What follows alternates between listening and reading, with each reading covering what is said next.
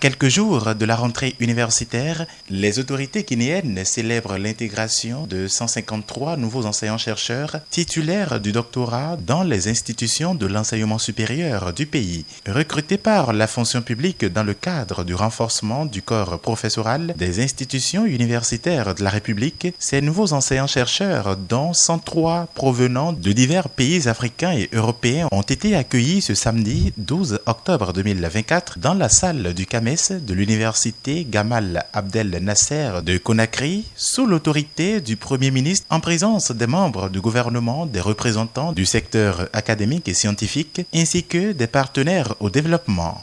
L'accueil de 153 nouveaux enseignants-chercheurs, parmi lesquels 50 compatriotes guinéens et 103 éminents collègues issus de pays amis tels que le Bénin, le Burkina Faso, le Cameroun, les Comores, la Côte d'Ivoire, la France, le Mali, le Sénégal, la Suisse et le Togo, représente un jalon majeur dans notre quête collective d'excellence académique et dans notre engagement à promouvoir une recherche scientifique de haut niveau.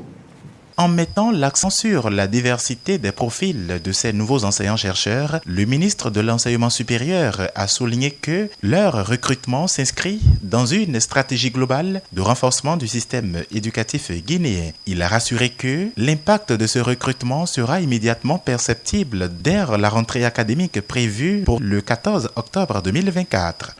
Chers enseignants-chercheurs, en vous accueillant aujourd'hui, nous marquons une avancée significative dans le renforcement des capacités académiques et scientifiques de notre pays. Notre mission dépasse la simple transmission des connaissances. Elle s'inscrit dans une dynamique globale de transformation de notre société par le savoir, la recherche et l'innovation. Ensemble, nous sommes appelés à devenir des acteurs clés d'une recherche appliquée et résolument orientée vers la résolution des problématiques spécifiques à notre contexte national, qu'il s'agisse de la santé publique, du développement durable ou de la gestion des ressources environnementales et d'autres paliers de la vie de notre nation. L'impact de votre engagement sera immédiatement perceptible dès la rentrée académique prévue le 14 de ce mois. Des milliers d'étudiants guinéens impatients de poursuivre et de débuter leur parcours académique bénéficieront de votre expertise collective. La réduction des effectifs dans les salles de classe, la diversification des approches pédagogiques et l'instauration d'un environnement d'apprentissage interactif favoriseront l'épanouissement intellectuel de nos jeunes dans ce pays.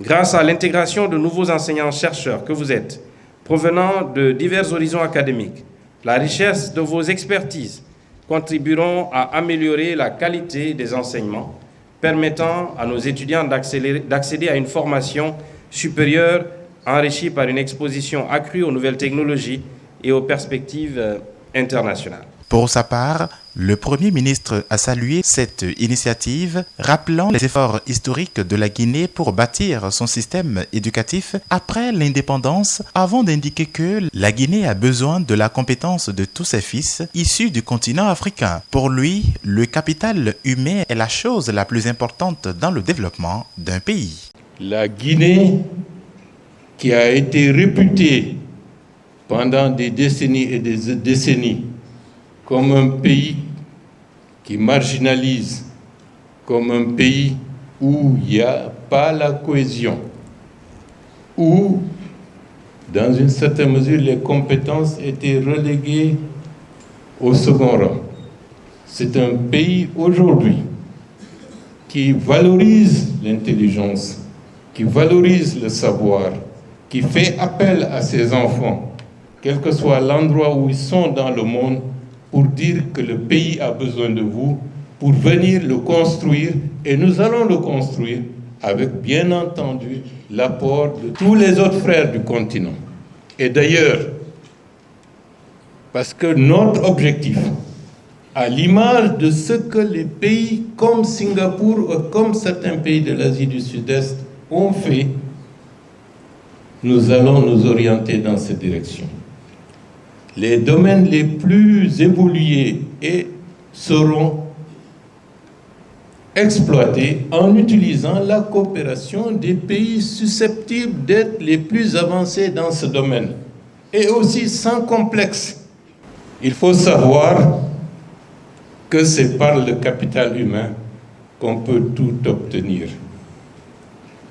Si on a le capital humain, la matière grise, le reste seront, disons, des adjuvants pour nous permettre d'aller, de rattraper les retards, de répondre aux attentes de nos populations. Donc c'est aujourd'hui pour moi, à titre personnel, une grande fierté de vous accueillir ici.